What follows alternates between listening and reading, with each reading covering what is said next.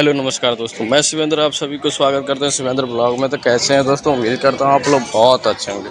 तो भाई लोग देख रहे होंगे काजल रेगवानी और पवन सिंह के साथ एक रील वायरल बहुत काफ़ी तेज़ी से हो रहा है। तो उस पर खेसारी भैया बरका है। तो भाई लोग बता दूँ काफ़ी मज़ा आ जाएगा। वीडियो में देखे होंगे थोड़ा सा क्लिप आप लोगों को, काफ़ी बवाल का मतलब रील था।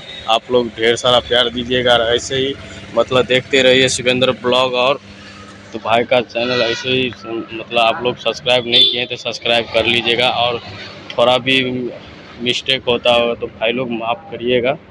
और ऐसे ही आप लोग ढेर सारा प्यार देते रहिए। तो भाई लोग खेसारी भैया का एक सॉन्ग और आने वाला है, सोना गइले देवघर।